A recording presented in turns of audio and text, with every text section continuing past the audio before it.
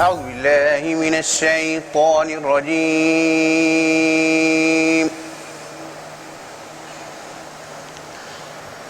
بسم الله الرحمن الرحيم.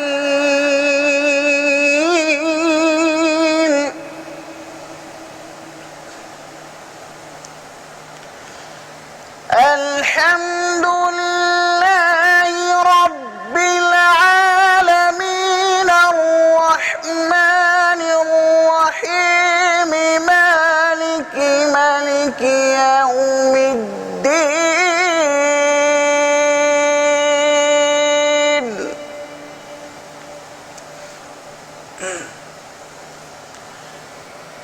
مالك يوم الدين. إياك نعبد وإياك نستعين.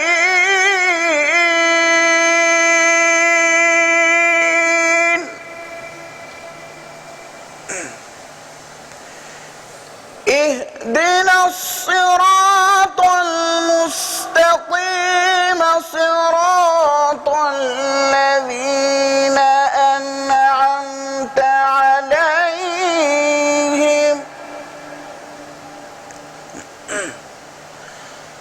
صراط الذين أنعمت عليهم غير المغضوب عليهم ولا الضالين.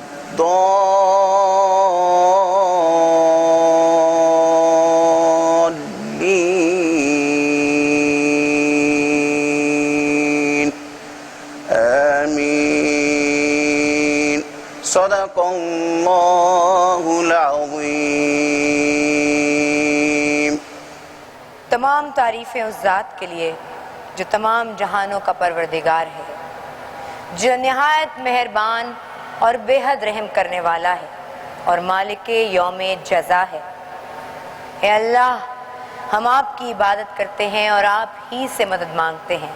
اے اللہ، ہمیں سیدھے راستے پر چلا، ان لوگوں کے راستے پر کہ جن پر آپ نے انعام فرمایا، نہ کہ ان لوگوں کے راستے پر جن پر آپ نے غضب فرمایا اور گمراہ ہوئے۔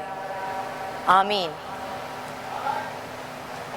السلام علیکم پیارے پاکستان۔ باران رحمت میں آج انٹرٹینمنٹ پر آپ تمام لوگوں کو خوش آمدید۔ آپ سب کو آج پہلا روزہ، یعنی اہل پاکستان کو، اہل اسلام کو، بہت سارے ممالک میں آج دنیا میں دوسرا روزہ ہے۔ ہم تمام لوگوں کو خدا تعالیٰ توفیق دے کہ ہم اس رمضان المبارک کا بہترین طریقے سے نہ صرف استقبال کر سکیں، ہمیں خدا تعالیٰ توفیق دے کہ ہم اپنے روزوں کے ساتھ ساتھ اپنے صبر، اپنے تقوی پہ بھی بہت کام کر سکیں۔ پیارے پاکستان، یہ ٹرانسمیشن میرے لیے آج انٹرٹینمنٹ پر ایک بہت نیا تجربہ ہے۔ آپ جانتے ہیں لائیو پروگرامز میں کئی سالوں سے کر رہی ہوں، لیکن وہ کچھ اور طریقے کے شوز ہوا کرتے تھے۔ یہ میرے لیے نہ صرف ایک نیا تجربہ ہے، میں یہاں بتانا ضرور اپنے مونولوگ میں آج، جب یہ 30 دن کی انشاءاللہ تعالی ٹرانسمیشن ہے، اس کے آغاز پر میں آپ کو یہ بتانا چاہتی ہوں کہ ایک ہماری پلاننگ ہوتی ہے، یعنی انسانوں کی، کہ ہم یہ کریں گے، اور ایک پلاننگ ہوتی ہے خدا کی۔ یہ میں آپ سے اس لیے شیئر کروں گی تاکہ آپ کو اور مجھ کو یہ دوبارہ یقین آئے، بار بار یقین آئے کہ جو اس کی پلاننگ ہوتی ہے وہ سب سے خوبصورت ہوتی ہے۔ اس رمضان میں میرا کوئی کہیں سے ارادہ نہیں تھا کہ میں کہیں سے لائیو ٹرانسمیشن کروں گی یا میں کوئی کام بھی کروں گی۔ میں اس پورے رمضان میں بزی تھی دوسرے قسم کے پروجیکٹس میں، اور میرے ایک پروجیکٹ کے سلسلے میں مجھے لاہور جانا تھا۔ رمضان المبارک سے 2 دن پہلے 7 بجے میری فلائٹ، 5 بجے میں اپنے گھر سے نکلنے کو تیار، 15 منٹ پہلے جب گھر سے نکلنا ہے اس سے 15 منٹ پہلے مجھے کال آتی ہے، اور وہاں یہ بات ہوتی ہے۔ میں کہتی ہوں جی یہ پاسبل ہی نہیں ہے، میری تو 7 بجے کی فلائٹ ہے، میں لاہور جا رہی ہوں ریکارڈنگ کے لیے، ایسا ہو ہی نہیں سکتا۔ مجھ سے کہا جاتا ہے کہ آپ ٹرائی کر کے دیکھ لیں، جن کے پاس آپ کی ریکارڈنگ ہے آپ ان سے بات کر لیں، اگر وہ آپ کو اتنا لیوے دے دیتے ہیں تو آپ کی ٹرانسمیشن کے لیے آ جائیں۔ میں نے خیر ان سے بات کی، لاہور بات کی تو مجھے وہاں سے بھی گو ہیڈ کا دے دیا گیا، اور مجھے کہا گیا ٹھیک ہے ہم آپ کی کل فلائٹ بک کراتے ہیں، ابھی جا کے آپ ان لوگوں سے مل لیں۔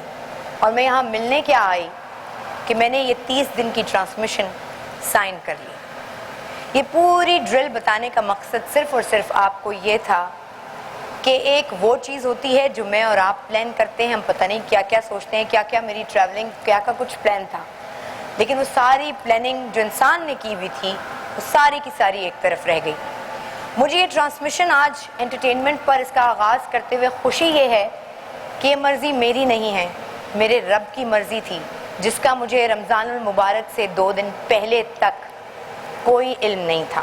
مجھے خوشی اس بات کی ہے کہ میں اپنی رب کی مرضی سے یہاں موجود ہوں۔ مجھے خوشی اس بات کی ہے کہ شاید میں نے جو دعائیں کیں ان دعاؤں میں اتنی تاثیر نہیں تھی، خدا نے وہ کیا میرے لیے جو اس کو میرے لیے زیادہ منظور تھا، اور اس میں بہت خوش ہوں۔ اسی لیے میرے لیے یہ 30 دن کی بڑی ہی خاص ٹرانسمیشن ہے، کیونکہ یہ پروجیکٹ میں انسانی طور پہ ظاہر ہے میں پیسے بھی لے رہی ہوں گی، میں ظاہر زندہ رہتی ہوں، مجھے بھی ضروریات ہے میری، لیکن میں اس کو اپنے رب کی مرضی سمجھ کر میں نے اس کو قبول کیا ہے۔ اس لیے میری یہ دعا ہے اور میری یہ گزارش ہے آپ تمام لوگوں سے جو اس وقت مجھے اسکرین پر دیکھ رہے ہیں۔ آپ جانتے ہیں جو رمضان المبارک کی ٹرانسمیشن کا جب سے ٹرینڈ ہے، بہت بڑے بڑے لوگ جو ہیں جو بہت جانتے ہیں اور بہت اچھا بولتے ہیں، وہ لوگ یہ ٹرانسمیشن مختلف چینلز پہ کر رہے ہیں۔ میں ان میں سے کہیں ایک چھوٹی سی کچھ بھی نہیں ہوں، لیکن مجھے جو یہ میرے رب نے عزت عطا کی اور میرے رب نے مجھے یہ موقع دیا، تو یہ اس کا موقع ہے۔ میری یہ کوشش ہوگی کہ مجھے خدا تعالیٰ یہ توفیق عطا فرمائے کہ میں اس میں اپنا بہترین کر سکوں۔ آپ تمام لوگوں کا بہت شکریہ۔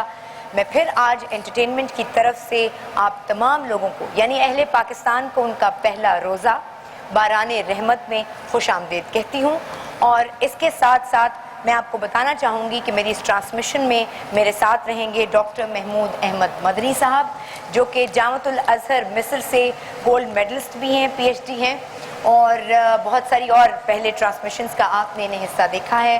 ہماری آج انٹرٹینمنٹ کی رمضان المبارک کی جو ریسرچ کی ٹیم ہے، کانٹینٹ کو وہ ہیڈ کر رہے ہیں۔ السلام علیکم۔ وعلیکم السلام۔ کیسے ہیں آپ؟ بالکل ٹھیک۔ میں یہاں آپ کو بہت بہت مبارک ہو جی، بہت بہت توسط سے عالم اسلام کو مبارک ہو۔ عالم اسلام کو مبارک ہو۔ اور اس وقت چونکہ جو میں نے مونولوگ میں بتایا جس طرح سے کہ جس طرح سے میں نے ٹرانسمیشن 2 دن پہلے رمضان کے سٹارٹ ہونے سے یہ ہوا، میں یہاں ایک چیز ضرور پڑھنا چاہتی ہوں خاص بہت۔ بالکل۔ حدیث قدسی ہے کہ اللہ تعالیٰ کا ارشاد ہے کہ اے ابن آدم، ایک میری چاہت ہے اور ایک تیری چاہت ہے، سبحان ہوگا وہی جو میری چاہت ہے، بس اگر تو نے سپرد کر دیا اپنے آپ کو اس کو جو کہ میری چاہت ہے، تو وہ بھی میں تجھے دوں گا جو تیری چاہت ہے، اور اگر تو خلاف ہوا اس کے جو میری چاہت ہے تو میں تھکا دوں گا اس میں تجھ کو جو تیری چاہت ہے، اور پھر ہوگا وہی جو میری چاہت ہے۔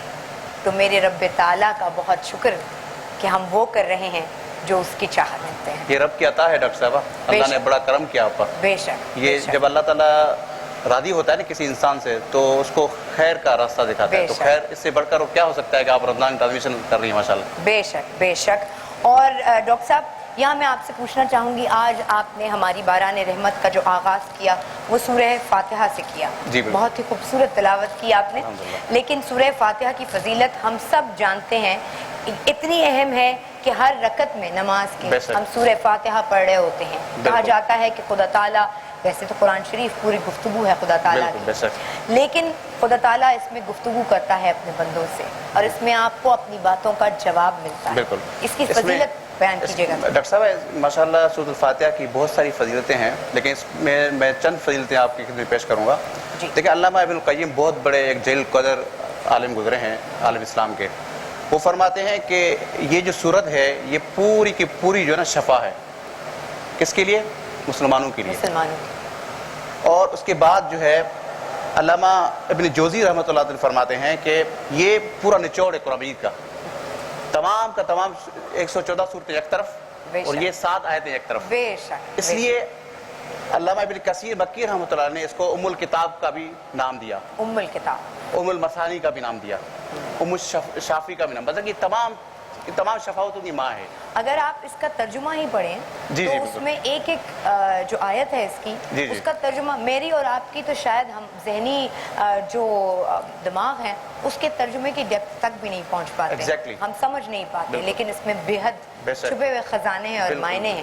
اچھا اس کے ساتھ ساتھ میں کوشش یہ کروں گی کہ باران رحمت میں ہم کچھ ایسے وظائف کا بھی ذکر کریں جیسے سورہ فاتحہ ہے. ہمارے یہاں بچوں پہ پڑھی جاتی ہے. ہمارے یہاں جب کوئی بیمار فاتحہ جب کوئی بیمار ہوتا ہے سر درد بھی ہوتا ہے ہم اکثر یہ پڑھا کرتے ہیں اور ماں کے لبوں سے اگر سورہ فاتحہ اپنے بچے کے لیے اس کے سر پہ کھڑے ہو کے ادا ہو تو پھر اس کی تو کیا ہی بات ہوتی ہے. آپ نے ماشاءاللہ وظائف کا تذکرہ کیا تو اس کا ایک بہت بڑا ایک اہم اچھا وظیفہ میں شیئر کرتا چلوں گا آپ کی توسط سے. دیکھیں امام قرطبی رحمۃ اللہ علیہ فرماتے ہیں کہ 41 مرتبہ جو بھی مرد عورت مسلمان مرد عورت پہ پڑھے گا کسی بھی چیز میں دم کر کے پڑھے گا تو اس ہر چیز کو شفا نصیب ہو جائے گی. 41 مرتبہ اول آخر دوسری. بے شک بے شک. تو یہ بہت بڑا وظیفہ ہے. ناظرین ہم آپ کو یہ بتا دیں کہ آج انٹرٹینمنٹ پر یہ خوبصورت ٹرانسمیشن باران رحمت آپ 3 بجے سے سپہر سے دیکھ پائیں گے اور یہ ہم رات گئے تک آپ کے ساتھ رہیں گے. میرے ناظرین جو اس وقت دیکھ رہے ہیں میرے حاضرین جو اس وقت اس جگہ میرے ساتھ موجود ہیں پہلے روزے پہ ماشاءاللہ ان کو بتانا چاہیں گے ہم کہ ہمارے ملک کے بڑے ہی مشہور و معروف قوال علی محمد تاجی صاحب کے صاحبزادے یہاں موجود ہیں ثاقب علی تاجی اور ان کے ساتھ ان کی پوری ٹیم یہاں موجود ہے. اور ہم چاہیں گے میں چاہوں گی ڈاکٹر صاحب بھی چاہیں گے اور آج انٹرٹینمنٹ کی پوری ٹیم چاہے گی کہ ہم باران رحمت کا رحمتیں سمیٹنے کا آغاز جو آج صبح سحری سے ہو چکا ہے ہم آپ کی آواز میں بھی حمد سے کریں خدا تعالیٰ کے نام سے کریں اور اپنی اس ٹرانسمیشن کا آغاز کریں.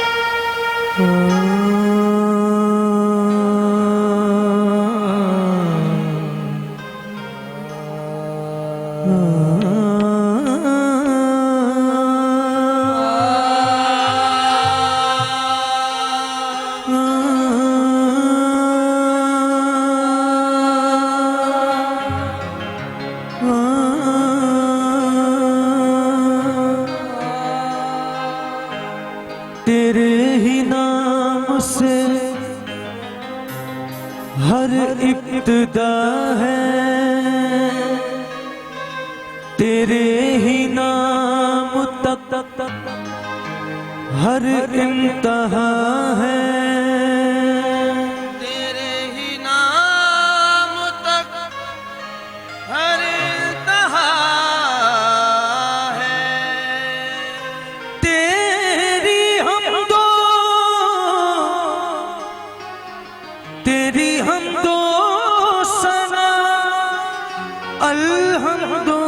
الحمدللہ کہ تو میرے محمد صلی اللہ علیہ وسلم کہ تو میرے محمد کا خدا ہے اللہ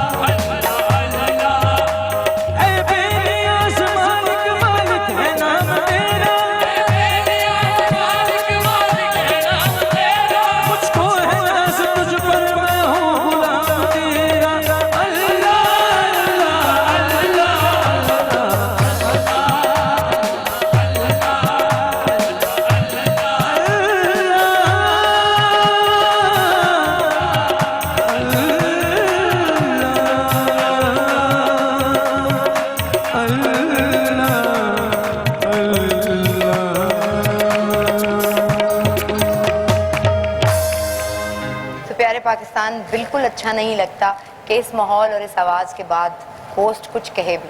ایک بریک لیتے ہیں. آپ کو یہ بتا دیں کہ باران رحمت آپ کی طرف لائی گئی ہے کوکو کولا کے اشتراک سے. ایک بریک.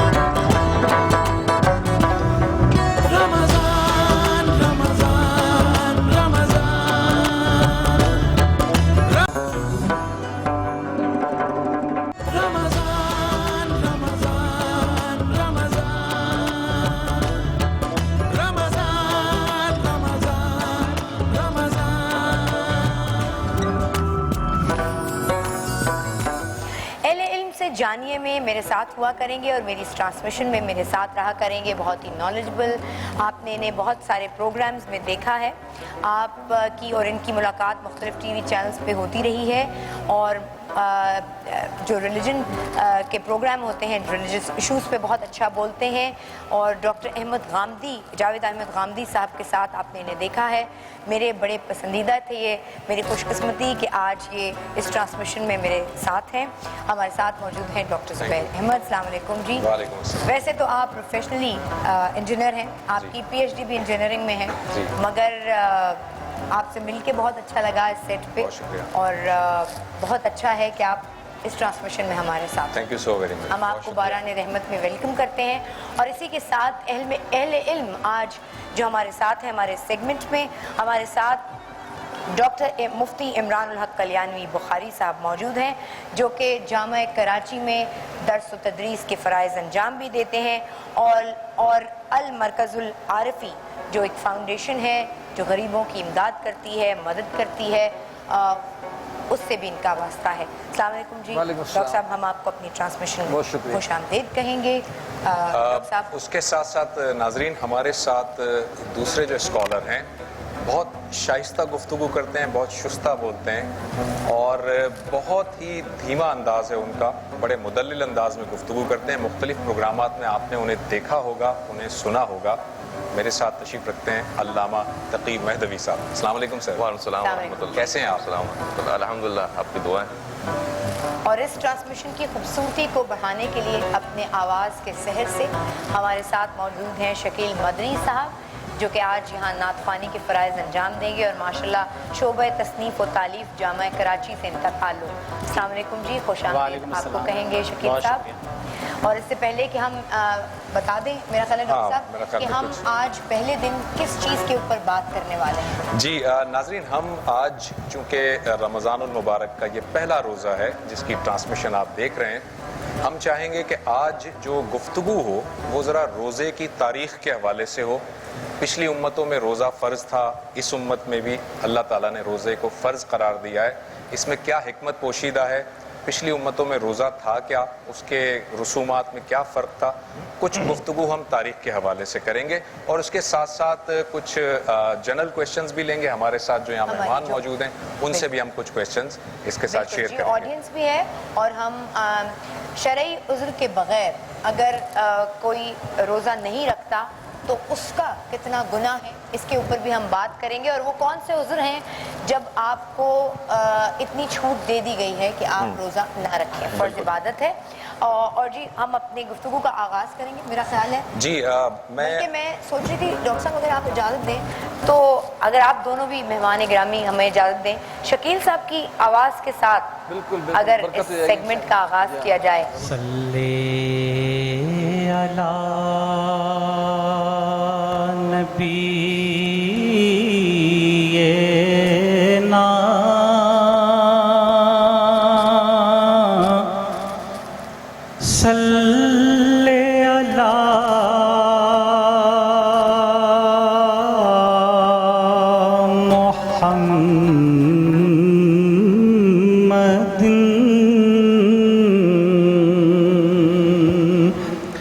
ایک مرتبہ سب مل کر حضور علیہ الصلوۃ والسلام کی ذات پہ درود پاک میں شامل ہو جائیے.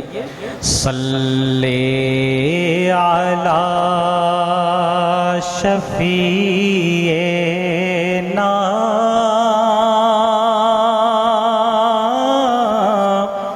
صلی علی محمد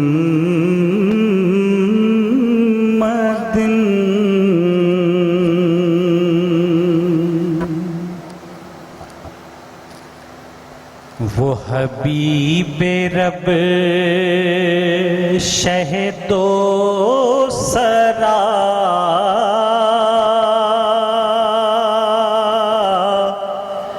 وہ شعور و فکر کی آگہی،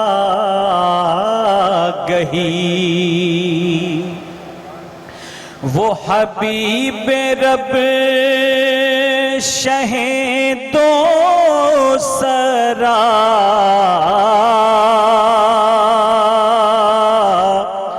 وہ شعور و فکر کی آگہی،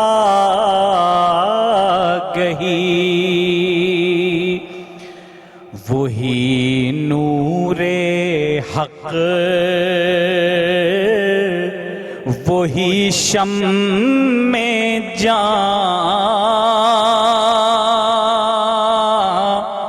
وہی کائنات کی روشنی، وہی کائنات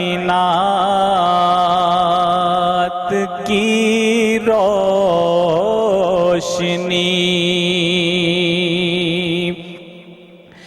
کبھی اہل عشق میں چھڑ گیا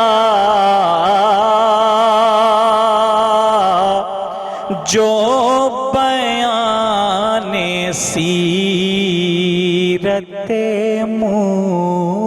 مصطفیٰ، مجھے یوں لگا کوئی روشنی میرے قلب و جاں میں اتر گئی، میرے قلب و جاں میں اتر گئی، بجز ان کے ہے کوئی اور بھی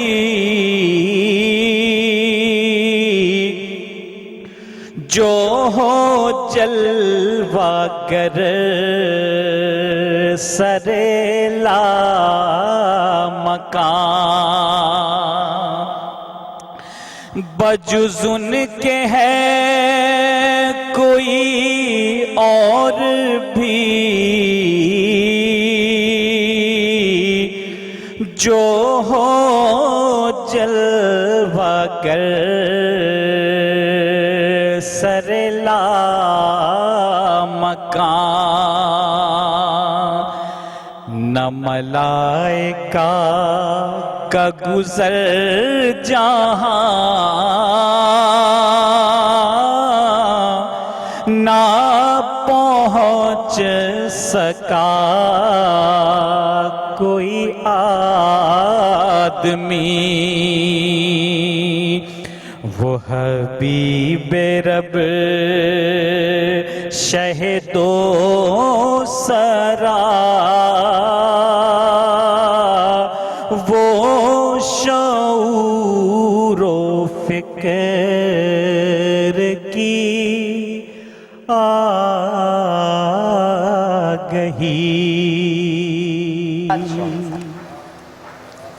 بہت خوبصورت، بہت خوبصورت۔ جی ڈاکٹر صاحب گفتگو کا آغاز کریں، لوگ بہت کچھ جاننا چاہتے ہیں۔ جی میں گفتگو کا آغاز یہاں سے کرتے ہیں، کلیانی صاحب آپ کی طرف آتے ہیں۔ یہ سورہ بقرہ میں اللہ تعالیٰ فرماتے ہیں کہ یا ایھا الذین آمنوا کتب علیکم الصیام کما کتب علی الذین من قبلکم لعلکم تتقون، تو اللہ تعالیٰ یہاں پر اشارہ دے رہا ہے کہ یہ پچھلی امتوں میں بھی روزہ فرض کیا گیا تھا۔ کیا روزے کی تاریخ جب سے انسان کی تاریخ ہے تب سے روزے کی تاریخ ہے، یا یہ حضرت ابراہیم علیہ السلام سے روزے کی تاریخ کا ابتدا ہوتی ہے؟ بسم اللہ الرحمن الرحیم، نحمدہ و نصلی علی رسول الکریم۔ قرآن کریم کے دیکھیے ارشاد کریم کے مطابق جو ابھی آپ نے پڑھا یا ایھا الذین آمنوا کتب علیکم الصیام کما کتب علی الذین من قبلکم، تو اس سے تو آلموسٹ یہ معلوم ہوتا ہے کہ ہر قوم میں اللہ پاک نے عبادتوں کی مختلف صورتیں رکھی ہیں. اس میں نماز بھی تھی, اس میں روزہ بھی تھا. انداز اگرچہ کچھ مختلف تھے لیکن ہر امت میں اللہ پاک نے صیام کا انداز رکھا. اچھا سیام ایک تو ہمارے تو طعام سے یعنی کھانے پینے سے اپنے آپ کو روکنا, اپنی خواہشات سے روکنا ہے. اور گزشتہ امتوں میں ایک سیام یعنی صوم روزہ ایک ایسا ہی ملتا ہے کہ انی نذرت للرحمن صوما فلن اکلم اليوم انسیا, کہ گفتگو کا کبھی روزہ رکھا گیا پہلے جی, کہ کلام کی بھی ممانعت تھی کہ جی کلام نہیں کرنا میں روزے کے اوقات کے اندر, بالکل خاموشی. تو ایسا بھی روزہ رہا. اس امت میں وہ کلام والا روزہ تو نہیں لیکن طعام والا روزہ رہا. ماضی کی جو امتیں تھیں ان میں یہ تھا کہ جب تک آپ جاگ رہے ہیں کھائیں پئیں اور جب سو جائیں تو آپ کا روزہ شروع ہو گیا کنٹینیو, تو بڑا لمبا لمبا روزہ ہو جاتا تھا. اس امت میں پھر صبح صادق اور غروب آفتاب ایک لمٹ مقرر کر دی, حتیٰ یتبین لکم الخیط الابیض من الاسود, یہ فجر کے ایک وقت مقرر کر دیا کہ فجر کے وقت سے لے کے غروب آفتاب تک تمہیں کھانے پینے اور بہت ساری جائز خواہشات ان سے اپنے آپ کو روکنا ہے. تو یہ تو ڈیفینیٹلی معلوم ہوتا ہے کہ روزہ پہلی امتوں میں بھی رہا ہے, انداز مختلف رہے ہیں, لیکن اللہ پاک نے جب قرآن میں فرما دیا کہ جی سابقہ امتوں پہ بھی اللہ نے اس کو فرض کیا ہے تو اسی طرح تم پہ بھی فرض کیا. تو ریزیمبلنگ ڈیفینیٹلی کہیں نہ کہیں ہے اس میں کہ پہلی امتوں میں بھی روزہ اسی طرح کچھ تھا, بھوک سے پیاس سے انسان کو آزمانا, خواہشات اور لذات سے روکنا, نفس کو کنٹرول کرنا. تو وہی چیز پھر اللہ پاک نے اس امت کو بھی دی. اب وہ نماز کی صورت میں بھی دی, روزے کی صورت میں بھی دی. اب یہ روزہ خاص یعنی مہینہ جو ہے خاص روزے کے لیے اس کا ایک اسپیسیفک کر دیا گیا. تو اللہ نے جو مثال دی اس کے اندر کوئی میرے لحاظ سے تو ایسا ڈیوریشن فکس نہیں کیا کہ جی اس امت سے اس روزے کو فرض کیا گیا, اس سے پہلے نہیں تھا. کما کتب علی الذین من قبلکم, تو من قبلکم ساری امتیں آ جاتی ہیں. اب وہ اللہ بہتر جانتے ہیں کب سے اس کو شروع کیا گیا. رائٹ. میں اگلا سوال جو کرنا چاہوں گی وہ مجھ جیسے جن کی نالج نہیں ہے لیکن وہ خواتین جو کہ اپنے گھر میں اپنے جو ہیلپرز ہوتے ہیں ہمارے گھر میں ان کو ڈیل کرتی ہیں. ہم رمضان المبارک کی تیاری جب ہو رہی ہوتی ہے, افطار کی سحری کی تیاری جب ہو رہی ہوتی ہے, خاتون خانہ تو کام کرتی ہیں, ان کے ساتھ ہمارے اور بھی ملازمین ہوتے ہیں, ہمارے بھائی بہن جو ہمارے گھر میں ڈرائیور کی حیثیت سے, مالی کی حیثیت سے کام کر رہے ہوتے ہیں مختلف حیثیتوں سے. تو میرے آقا رسول اکرم صلی اللہ علیہ وآلہ وسلم کا ارشاد بھی ہے کہ تم اپنے ملازمین کو چھوٹ دو رمضان میں. تو علامہ صاحب میں آپ سے یہ پوچھنا چاہوں گی کہ اس سے کیا مراد ہے, کتنی چھوٹ دینی چاہیے ہمارے پاس, چاہے وہ ڈرائیور ہو, مالی ہو, چاہے وہ گھر میں اور کوئی خاتون ہماری ہیلپ کرنے کے لیے آتی ہوں, کس طرح کی چھوٹ کا حکم ہے؟ اعوذ باللہ من الشیطان الرجیم, بسم اللہ الرحمن الرحیم.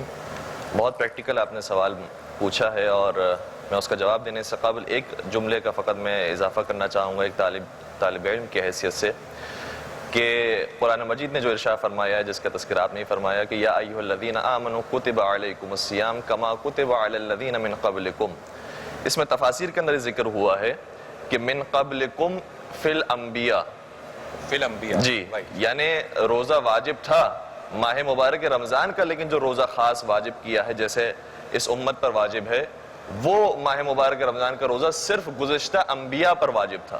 یعنی یہ مقام اور مرتبہ انبیاء کو حاصل تھا, امت کو حاصل نہیں تھا. لیکن یہ امت محمدی ہے کہ جس کو پیغمبر اکرم کے صدقے میں یہ فضیلت حاصل ہوئی ہے کہ وہ ماہ مبارک رمضان کا روزہ رکھ سکتے ہیں. لیکن دوسری رائے یہ بھی ہے کہ وہ قوموں پر بھی تھا, ایک اور رائے بھی ہے قوم پر جو روزہ واجب تھا وہ ماہ مبارک رمضان کا نہیں تھا. ماہ مبارک رمضان کے علاوہ اور اس کی کیفیت بھی مختلف تھی, جو امت محمدی کی روزے کی کیفیت نہیں تھی. اور جو اس سوال کا جو تعلق ہے وہ بہت پریکٹیکل سوال ہے, اور میں گزارش کروں گا کہ اسلام کی جو قوانین ہے اور ضابطۂ اخلاق جو اسلام نے بیان کیا ہے اس پر انسان تھوڑی سی توجہ رکھے کہ اسلام دو حصوں کا نام ہے. مولا متقیان امیر المؤمنین حضرت علی ابن ابی طالب علیہ السلام ارشاد فرماتے ہیں کہ الاسلام ان یسلم قلبک وان یسلم المسلمون من لسانک ویدک. اسلام دو حصوں کا نام ہے. ایک حصہ یہ ہے کہ انسان اپنے دل کے اندر ایمان کو محفوظ کر لے, اور دوسرا حصہ یہ ہے کہ اس کے ہاتھ اور اس کی زبان سے دوسرے مسلمان بھی محفوظ رہیں. تو یہ بھی اسلام کا حصہ ہے. بلکہ غالباً ختم مرتبہ رسول اکرم حضرت محمد مصطفیٰ صلی اللہ علیہ وآلہ وسلم کی حدیث شریف ہے, فرماتے ہیں کہ حدیث قدسی کے جملے جعل اللہ حقوق عبادہ مقدمۃ علی حقوقہ, پروردگار نے اپنے حقوق کی تو معافی دی ہے لیکن اپنے بندوں کے حقوق کی معافی نہیں دی ہے. لہٰذا اگر نماز کے اندر مثال کے طور پر انسان مستحبات کو چھوڑ دیتا ہے, روزے کے مستحبات کو چھوڑ دیتا ہے, صدقہ کم دیتا ہے, حتیٰ قرآن مجید کی آیت یہ ہے کہ قول معروف خیر من صدقۃ یتبعها اذی، صحیح کہ بہترین بات اور شائستہ بات کہنا یہ زیادہ بہتر ہے اس صدقے کے مقابلے میں جس کے بعد تمہیں احسان جتاؤ. تو نیکیاں کا جو نیکیوں کا مرحلہ ہے وہ بات کا مرحلہ ہے. پہلے انسان دوسروں کی جو اسی لیے وہ مفلس والی جو حدیث آتی ہے کہ ایک مفلس جو ہوگا نبی صلی اللہ علیہ وسلم فرمایا کون ہوگا، اس میں حقوق العباد ہی کا تعلق ہے. بالکل. تو جو اسلام کا ضابطہ اخلاق ہے وہ اس قدر خوبصورت ہے کہ انسان جو پروردگار کے حقوق ہے اس کے اندر ایسا نہیں کہ کوتاہی کرے کمی کرے، لیکن جو واجبات کی حد تک ہے وہ بھرپور انداز سے انجام دے. اس کے بعد جہاں مستحبات کا مرحلہ ہے تو سب سے پہلے دیکھیں کہ جو اس کے گھر کام کرنے والے افراد ہیں، خادمین ہیں، یہ حتیٰ باہر بھی جب انسان جاب پر جاتا ہے تو جو افراد اس کو ملتے ہیں، جو پیغمبر اکرم کا جملہ ہے خطبہ استقبال ماہ مبارک رمضان کا، اس کا ایک حصہ یہ ہے. اس خطبے کے اندر ویسے تقریباً 10 سے 12 ایسے اعمال ہیں جس کا تذکرہ فرمایا ہے کہ یہ ضرور اعمال تم اس ماہ مبارک رمضان میں انجام دینا. اس میں سے ایک جملہ یہ ہے وَوَقِّرُوا كِبَارَكُمْ، اور تم اپنے بڑوں کی توقیر کرنا، ان کی عزت کرنا. وَارْحَمُوا صِغَارَكُمْ، اور اپنے چھوٹوں پر رحم کرنا، شفقت کرنا. یعنی ماہ مبارک رمضان کے اعمال میں سے ایک بہترین عمل یہ ہے کہ انسان بڑوں کی عزت کرے اور چھوٹوں پر رحم کرے. صحیح. تو حقوق العباد تو ویسے سارا سال ہے، لیکن ماہ مبارک رمضان میں بالخصوص اس کے اوپر توجہ رکھنی سوال چاہیے. میرے اس لیے ذہن میں آیا کہ پہلا روزہ ہے اور ہم اکثر یہ ہوتا ہے کہ جب ہمارے جو بہن بھائی ملازمین کی حیثیت سے ہمارے گھروں میں کام کر رہے ہوتے ہیں، میری ہیلپ کروا رہے ہوتے ہیں، کچن میں اکثر وہ جو ہے وہ مصروف ہوتے ہیں.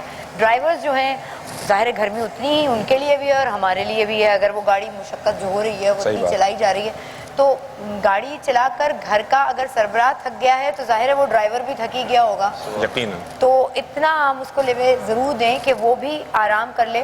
ہم اپنا آرام کرنا دوپہر کو لازم سمجھتے ہیں کہ جی ظہر کے بعد تھوڑا سا ہم لیٹ جائیں کر لیں کہ وہ اسٹاف روزے دار بھی ہو.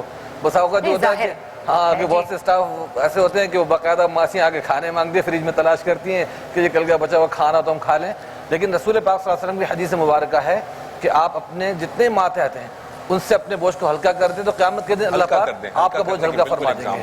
تو اس کا ضرور خیال رکھنا چاہیے. میں بالکل صحیح توجہ دلائی. مفتی صاحب ایک بڑا یہ کویشچن ذہن میں آتا ہے اور میں علامہ صاحب کو بھی اس میں شامل کروں گا. پہلے آپ بتائیے گا کہ یہ جس آیت کا حوالہ جہاں پہ شروع میں ہم نے کہا لعلکم تتقون کی بات کی گئی ہے، جو لعلکم تتقون ہے یعنی یہ اللہ تعالیٰ کہہ رہا ہے روزہ اس لیے فرض کیا تاکہ تمہیں تقوی حاصل ہو، تقوی اختیار کرو. اب ایک شخص کہتا ہے کہ اچھا جی تقوی اصل مقصد ہے تو جناب تقوی میں دوسرے طریقوں سے بھی حاصل کر سکتا ہوں تو پھر روزہ ہی کیوں، میں بھوکا پیاسا ہی کیوں رہوں، تقوی اختیار کرنا ہی تو پرپز ہے نا. اس پہ ذرا روشنی ڈالیے گا. دیکھیے روشنی یہ ڈالتا ہوں کہ ہم لوگ جب دنیا کے چھوٹے چھوٹے انسٹیٹیوشن بناتے ہیں، تعلیمی ادارے بناتے ہیں نا، اس سے ہم کوئی رولز بنا دیتے ہیں. یہ یونیفارم ہوگا، یہ آپ کی ہدایت ہے، یہ تعلیم ہے، یہ تربیت ہے، اس پہ آپ معیار پہ اتریں گے تو بسا اوقات آپ کو کسی ادارے میں صرف ہاف انچ کی وجہ سے ریجیکٹ کر دیا جاتا ہے. ساری ایبلٹی موجود ہوتی ہیں. جیسے آپ کالج میں نہیں جا سکتے، اسکول کو پاس کیے بغیر. شریعت تو ایک ہمارا بالکل ایک کمپلیٹ ریلیجن ہے نا. اس میں بھی ایک اللہ پاک نے پرفارمر بنا دیا ہے کہ آپ اس کو فل اپ کریں. اللہ نے پھر بھی ہمیں بہت ریلیکس دیے ہیں کہ بہت ساری جگہوں پہ ہماری خطاؤں کو معاف کیا ہے. تو اسی طرح لعلکم تتقون اللہ نے اپنے اوپر اگر چھوڑ دیں تو ہو سکتا ہے کوئی شخص سمجھے کہ تقوی مجھے حاصل ہوگا الٹا لٹکنے سے، کوئی کہے گا جی مجھے اپنے آپ کو جلانے سے تقوی حاصل ہوگا. تو اللہ نے اس تمام چیزوں کو ہماری عقل پہ نہیں چھوڑا. اس کا کرائٹیریا خود دیا کہ تقوی کے لیے میں تمہیں یہ پریکٹیکل کراتا ہوں کہ تمہارے فریج میں پانی بھی ہے، گھر میں کھانے کی چیزیں بھی ہیں، تم کھا بھی سکتے ہو، تمہاری رینج میں بھی ہے، دسترس میں بھی ہے. وہ سب چیزیں اویلیبل ہونے کے باوجود بھی جب تمہیں بھوک اور پیاس لگ رہی ہے اور تم ان چیزوں سے بچے ہوئے ہو تو یہ تمہارا پریکٹیکل ہے کہ یہ تقوی تمہیں یہی کہلاتا ہے نا کہ آپ ان چیزوں کے قریب مت جائیں، ان چیزوں کو ٹچ نہ کریں، استعمال نہ کریں. یہی اصل تقوی ہے. تو پورے مہینے بھر ہمیں پریکٹیکل کرا دیا گیا کہ پانی پی سکتے تھے، موجود بھی تھا، کھانا کھا سکتے تھے، کوئی دیکھنے والا بھی نہیں ہے. اس کے باوجود جب آپ حلال چیزوں سے رضا الہی کی خاطر رک سکتے ہیں تو باقی 11 مہینے جو حرام چیزیں ہیں اس سے بھی اپنے آپ کو روکنے کی پریکٹس اللہ پاک کس طرح میں کرا دیتے ہیں. ٹھیک ہے. ایک مختصر سے جملے کے اندر میں اس کا جواب دینا چاہوں گا کہ بہت سارے ایسے واجبات ہیں کہ جس کو اگر انسان چھوڑتا ہے تو اس کے کفارے کے طور پہ قرآن مجید کی بھی آیتیں ہیں کہ کہا گیا روزہ رکھو. تو اس کا مطلب یہ روزہ ایک ایسا عمل ہے کہ جس کو کثرت سے انجام دینے سے تقوی الہی اختیار انسان کر پاتا ہے. کثرت روزہ سے انسان کا باطن پاک ہوتا ہے. اس لیے شاید روزے کو جو بنیادی حیثیت اور مقام حاصل کیا ہے کہ جتنا انسان حلال خواہشات سے دور رہے گا خود بخود عادت پیدا ہوگی کہ حرام خواہشات سے بھی دور رہ سکے. اور اس خوبصورت مہینے کی اتنی ہی خوبصورت بات یہ ہے کہ کسی بھی سوشل سٹیٹس سے آپ کا تعلق ہو، آپ کو رزق میسر آتا ہے. بالکل. آپ کسی جھوپڑی میں رہتے ہوں, وہاں تک خدا تعالیٰ اپنے روزہ رکھنے والے کو افطار کا انتظام کر دیتا ہے, وہاں پہنچ جاتی ہے. علامہ صاحب یہ فرمائیے گا, یہاں یہ پوچھنا چاہوں گی, ہم نے ماشاءاللہ دیکھا ہے پاکستان میں اس کی بڑی اچھی پریکٹس کی جاتی ہے. کچھ چیزیں ہمارے یہاں بھی بڑی اچھی ہیں. رمضان المبارک کے دوران ہم اس کو پریکٹس کرتے ہیں, کاش بقیہ 11 مہینوں میں بھی کریں. ہم شیئر بہت کرتے ہیں اور لوگ اپنے گھروں کے آگے دیکھا اپنے بوٹلز لیے کھڑے ہوتے ہیں, روزہ کھلواتے ہیں. جتنا روزہ رکھنا تو ظاہر فرض ہے اور اس کا بڑا ثواب ہے, اس فرض کا اپنے انجام بھی دینا ہے, لیکن روزہ کھلوانے کا کتنا بڑا مقام ہے؟ اعوذ باللہ من الشیطان الرجیم, بسم اللہ الرحمن الرحیم. اس خطبے کا جس کا میں نے پہلے بھی ذکر کیا تھا کہ پیغمبر اکرم نے ارشاد فرمایا, اس میں سے ایک مورد یہ بھی تھا کہ جو شخص اس ماہ مبارک رمضان میں دوسروں کو افطار کروائے گا تو پروردگار اسے ایک غلام آزاد کرنے کا اور خود اس کی اپنی گردن آتش جہنم سے آزاد کرنے کا ثواب اسے عطا کرے گا. اور پھر جب کسی نے اصحاب کے مجمع میں سے سوال کیا, یا رسول اللہ, اگر کسی کے پاس اتنے پیسے نہ ہوں کہ کسی کو افطار کروا سکے تو وہ کیا کرے؟ تو پیغمبر نے ارشاد فرمایا, تم فکر نہ کرو, آدھی کھجور یا ایک گلاس پانی کے ذریعے بھی اگر تم کسی کو افطار کرواتے ہو اور تمہارے پاس یہ گنجائش نہیں ہے تو پروردگار وہی ثواب عطا کرے گا جو ایک پورے افطار کروانے کا ثواب عطا ہوتا ہے. بالکل صحیح ہے. اس کا یہ جو شائستہ نے جو کوشچن کیا, اس کی پریکٹیکل ایک آج کے دور میں اگر ہم اس کو اپلائی کریں, آپ کو بریک پہ تو نہیں جانا ہے؟ نہیں, ضرور پوچھیں, یہ بڑا انٹرسٹنگ چیز جا رہا ہے کیونکہ یہ آج پہلا روزہ ہے, ضرور اس پہ بات ہونی چاہیے. پریکٹیکل دیکھیں, نبی صلی اللہ علیہ وسلم نے روزہ افطار کروانے کا بڑا انکریج کیا, حوصلہ افزائی فرمائی, اپنے اجر کا وعدہ فرمایا, لیکن وہ روزہ افطار اصل میں ان غریبوں اور مسکینوں کے لیے. آج وہ جو روزہ افطار والی بات ہے وہ روزہ افطار پارٹی بن گئی ہے. زبردست بات کر دی ہے. افطار پارٹی ہم کہتے ہیں جی, افطار پارٹی میں ہم افطار روزہ جو ہے وہ افطار کرواتے ہیں, لیکن افطار پارٹی میں لوگ جو آتے ہیں وہ سارے کے سارے ویل آف لوگ ہوتے ہیں. تو وہ جو نبی صلی اللہ علیہ وسلم نے جو بات کی تھی وہ اس کی اسپرٹ, اس کی روح ختم ہو گئی ہے, وہ افطار پارٹی میں کنورٹ ہو گیا ہے. اچھا, ان چیزوں کو ہم دو میں, جو آپ نے سوال کیا, اگر ہم اس کو دو حصوں میں بانٹ دیں. ایک تو یہ کہ جب روزے کے بڑے فضائل بیان کیے جاتے ہیں تو معاشرتی اس کا ایک بڑا اہم چیز یہ ہے کہ ہارڈلی اب ایسا ہوتا ہے زندگی میں ہم سارے لوگ مل کے بیٹھ کے دسترخوان پر کھانا کھاتے ہیں, سارا خاندان. تو یہ بڑا ایک ملنا جلنا, سوشلائزنگ. لیکن یہاں میں آپ سے یہ پوچھنا چاہوں گی, محلے میں, ہمارے یہاں بہت محلوں میں یہ رسم ہے کہ آج ہم نے بنائی افطاری, اور پھر لیکن انہی گھروں میں رہتے ہوئے دوسرے گھر میں اگر رہ رہے ہیں تو وہاں بھی افطاری بن رہی ہے. تو اس کا زیادہ ثواب ہے یا اس کا زیادہ ثواب ہے کہ ہم دیکھیں کہ یہاں اس مسجد میں یا اس مدرسے میں یا اس روڈ پر یا اس جھوپڑی میں رہتے ہوئے اس انسان تک شاید افطاری پہنچنا مشکل ہو تو میں پہنچا دوں, اس کا زیادہ ثواب؟ ثواب کے بارے میں فیصلہ کرنا تو ذرا مشکل کام ہے, لیکن جو قبلہ نے بات بیان فرمائی, میں اس میں سراسر ایک جملے کا اضافہ کروں کہ کیونکہ سیاسی پارٹیاں بہت ہوتی ہیں تو کبھی ایک دوسرے سوال کرتے ہیں کہ آپ کو کس پارٹی سے تعلق ہے اور آپ کو کس سے تعلق ہے, تو ہر ایک رمضان میں کہتا ہے میرا افطار پارٹی سے تعلق ہے کیونکہ ہر ایک کو افطار ہی کی فکر ہوتی ہے رمضان کے اندر. تو یہ فیصلہ کرنا تو بہرحال مشکل ہے کہ مسجد کے اندر اگر جو مومنین اور مسلمان موجود ہیں وہاں افطار کروانے کا زیادہ ثواب ہے یا گھروں کے اندر ایک دوسرے کے اندر تقسیم کرنے کا ثواب زیادہ ہے. لیکن بہرحال اس کے اندر جو نیت ہے وہ سب سے زیادہ اہمیت رکھتی ہے.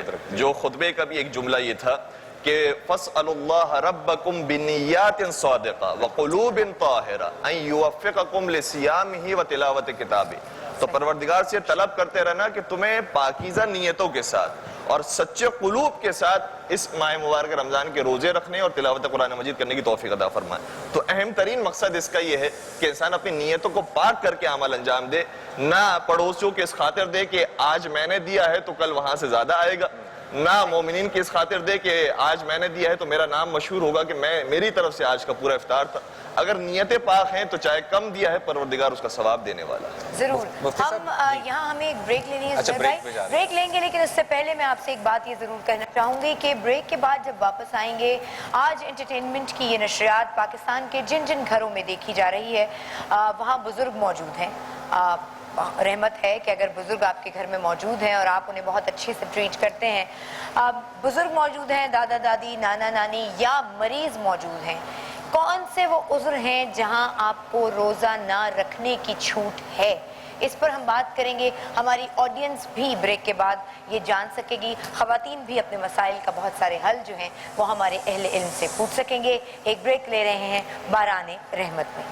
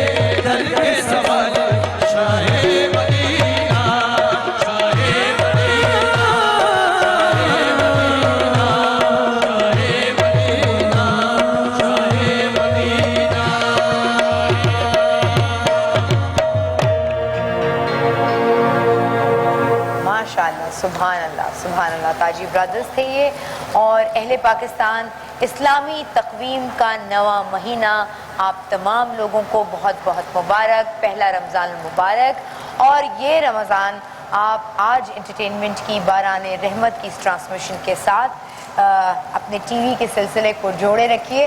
یہی ظاہر ہے ہر ٹرانسمیشن میں بول رہے ہوں گے لوگ. اب آپ میرے خیال میں کچن کی طرف جانا چاہ رہی ہیں. میں تھوڑا لائٹ ہونا چاہ رہی ہوں کہ میں سمیرہ کے پاس جا کے ذرا دیکھیں کہ کیا ہو رہا ہے کہ آج ہم کھانے کیا والے ہیں افطار میں. ویسے زبیر بھائی آپ کو افطار میں کوئی ہوتی ہے نا فرمائش کرتا ہے گھر میں کہ بھائی مجھے یہ بہت اچھا لگتا ہے؟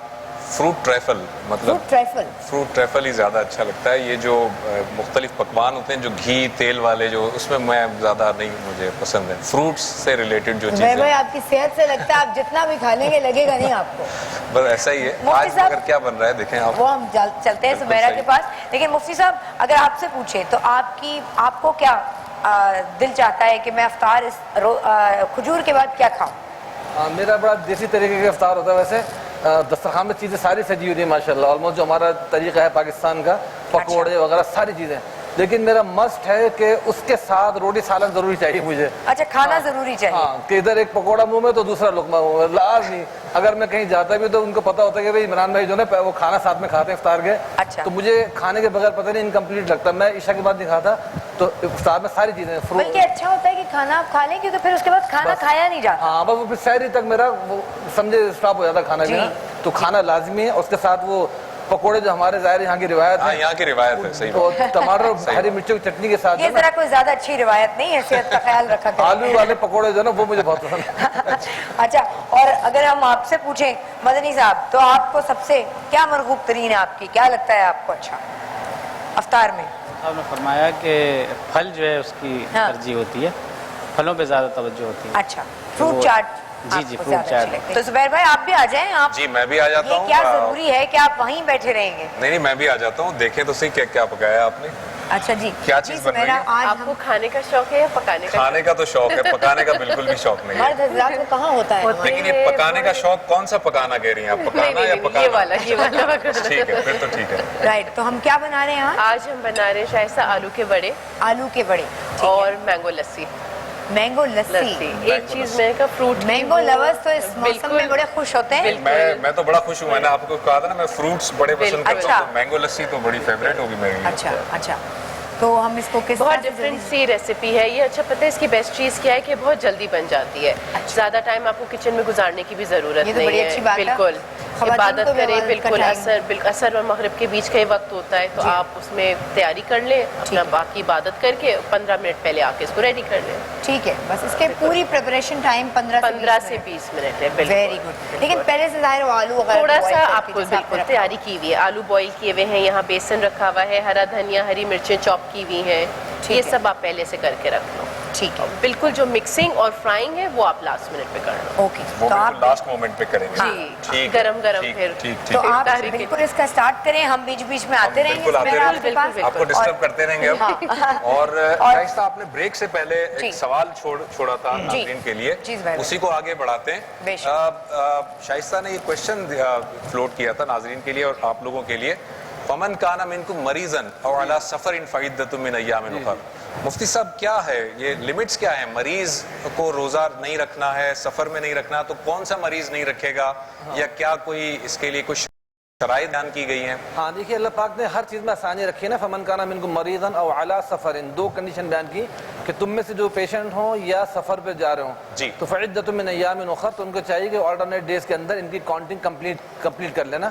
اچھا اب رہی بات یہ کہ مریض کی وہ کون سی ایسی کنڈیشن ہے جس میں وہ روزہ چھوڑ سکتا ہے اور بعد میں قضا کرنی ہوگی. ایک مرض تو وہ جو فار ایور ہے کہ اب وہ لائف ٹائم بس ایسا ہو گیا کہ دوبارہ اس کی قضا رکھی نہیں سکتا. دائمی مرض ہے جن میں ڈائبٹیز، بلڈ پریشر یہ سب آ جائے. ڈائبٹک تو خیر ڈاکٹر کہتے ہیں ان کے لیے تو روزہ اچھا ہے. بائی دی وے یہ ڈاکٹر ہیں پروفیشنل، یہ بہت اچھا بتا سکتے ہیں. تو ڈاکٹر صاحب بہتر سمجھ سکتی ہیں کہ روزہ تو میں نے سنا ہے جو بلکہ آرٹیکل بھی پڑھے ہیں کہ وہ ایسے پیشنٹ کے لیے بہتر ہوتا ہے اگر وہ کنٹرول رکھے اپنے آپ کو تو بہتر ہوتا ہے. لیکن عام پیشنٹ ایسے کہ جن کو واقعی سیویئر ایسی کنڈیشن ہے، پانی بار بار چاہیے، یا سانس کے مریض ہیں کہ جن کو سانس کا کوئی پرابلم ہے، تو ان کے لیے پھر یہ رخصت ہے کہ وہ روزہ چھوڑ دیں. بعد میں اس کی یا تو قضا کریں گے، دوسرے چھوٹے دنوں میں قضا کر سکتے ہیں.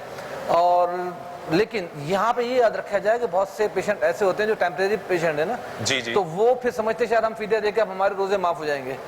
وہ جب ٹھیک ہو جاتے ہیں تو ان کے ذمہ ان کی قضا ہے. فعدۃ من ایام اخر ہے نا لازمی. ان کے لیے صرف یہ ہے فدیہ کہ جو اب کبھی دوبارہ روح بصحت نہیں ہو سکتے تو ان کے لیے شریعت نے بتایا فدیہ دے دیں. تو فدیہ تقریباً آلموسٹ پاکستان میں جو ہماری قیمت بنتی ہے زیادہ اس دفعہ جو بنی تقریباً 80 سے 100 روپے کے درمیان ایک روزے کی فدیہ کی قیمت بنتی ہے. وہ 3 وقت کا دینا ہو, ایک دن کا روزہ ایک فدیہ. جی ہاں. اچھا یہ تو ہو گیا وہ مریض کی کنڈیشن کس طرح کی. بہت سارے مرض آ رہے ہیں آج کل کینسر کے بھی کس طرح کے.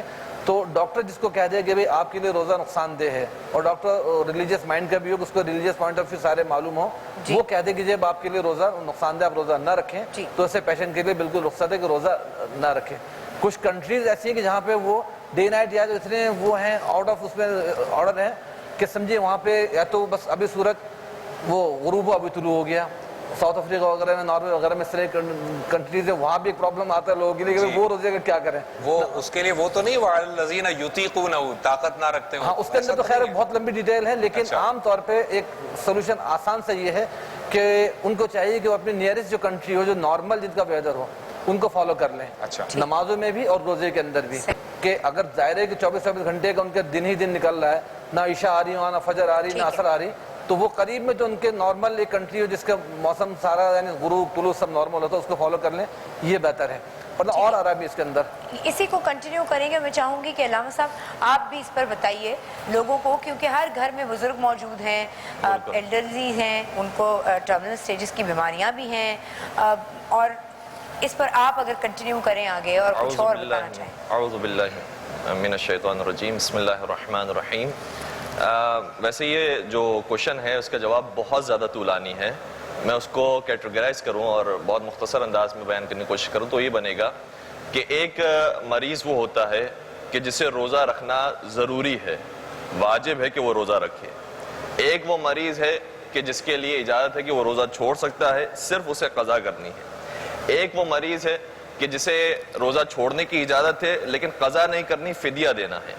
اور ایک وہ مریض ہے کہ جس کے اوپر حرام ہے روزہ رکھنا, روزہ رکھنا اس کے اوپر حرام ہے. کیونکہ قرآن مجید کی بھی آیت جس کی آپ نے بھی تلاوت فرمائی تو اس میں آگے کا جملہ یہی ہے, یرید اللہ بکم اليسر ولا یرید بکم العسر. پروردگار چاہتا ہے تمہارے لیے آسانی پیدا کرے, نہ یہ کہ مشکلات پیدا کرے.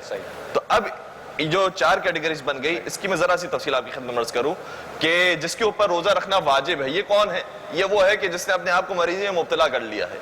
ورنہ ہر روزے دار ہوتا ہے, تھکن اس کو بھی ہوتی ہے, پریشانی اس کے اندر بھی آتی ہے, مشکلات ہوتی ہے, حتیٰ کبھی کبھار بخار کی کیفیت بھی پیدا ہو جاتی ہے. کیسے فیصلہ ہوگا کہ یہ حقیقت میں مریض نہیں ہے؟ اس کا ایک قانون ہے. آیت اللہ سستانی نے اپنی کتاب میں ذکر فرمایا, کہتے ہیں کہ اس کا قانون یہ ہے کہ اگر اسے افطار کے بعد مثلا 2-3 گھنٹے کے بعد وہی حالت ہو جاتی ہے جیسے ایک عام آدمی کی ہوتی ہے, اس کا مطلب یہ ہوا یہ مریض نہیں تھا, یہ مریض نہیں تھا, نارمل ہو گیا دوبارہ سے. اور پھر دوبارہ جب اس نے روزہ رکھا تو تھوڑا سا شاید اس کو بخار ہو گیا, تھکن محسوس ہو گئی, ناراحت ہو گیا, لیکن اس کے بعد جیسے افطار کیا دوبارہ سے الحمدللہ ٹھیک ہو گیا. تو اس کا مطلب یہ حقیقی مریض نہیں ہے, روزہ رکھ سکتا ہے.